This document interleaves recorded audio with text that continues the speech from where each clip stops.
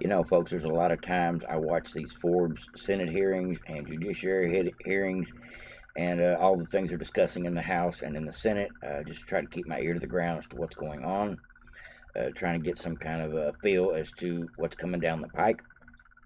But a lot of times I believe it is all just theatrics and campaigning from the folks in the House and the Senate, up there screaming, throwing a fit, arguing for things they know that never going to fly. But today, I actually found a really good video. It's the great Elise Stefanik. She is letting Mr. Representative Democrat Goldman know just how the cow ate the cabbage. What I'm talking about is Mr. Goldman, and Miss Stefanik lets him have it. He starts crying about lawfare. She turns it around on him, folks. Here we go. Check it out. That will be decided in court. All of these cases will be decided in court by a jury based on the facts, evidence, and the law. And all the Republican majority is trying to do here today is lawfare, is interfere in ongoing criminal investigations that our system is perfectly well equipped to handle. And I yield back. The gentleman yields back. I now recognize Ms. Stefanik for 5 minutes. Oh, I love being able to respond to the novice from New York.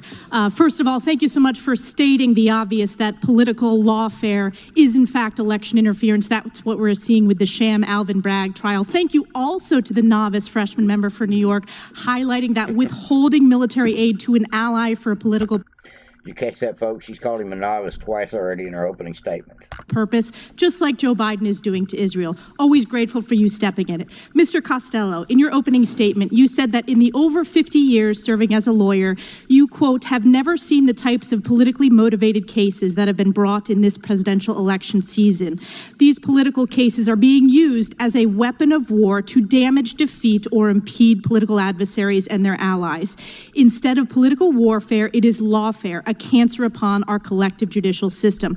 I want to begin with Alvin Bragg's weaponized sham trial in New York. Isn't it true that in Alvin Bragg's campaign for Manhattan DA, Bragg specifically ran on going after President Donald Trump? That is true. Prosecute President Trump. That is true. And the FEC also did not prosecute President Trump. That is true. And the DOJ did not prosecute President Trump in this case. The DOJ referring to the U.S. Attorney for the Southern District? Correct. Absolutely true. And one of the reasons the Southern District of New York turned down this case was because the supposed star witness, according to Alvin Bragg, Michael Cohen, was totally, quote, unworthy of belief. Isn't that true? Without a doubt. This is the same Michael Cohen who pled guilty to 7 counts in an indictment that had absolutely nothing to do with President Trump and actually predated the first time he met President Trump, correct? Absolutely true. And in fact, this is the same Michael Cohen who perjured himself to Congress. Isn't that true? Yes. In fact, when called as a witness in this sham trial, Cohen was asked directly if he was honest during his testimony to Congress. He said no, admitting perjury.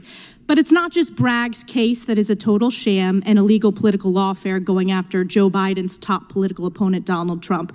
This rot goes deep all the way up to the top in the Oval Office.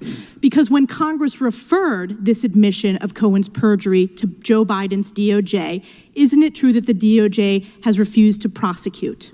That is true.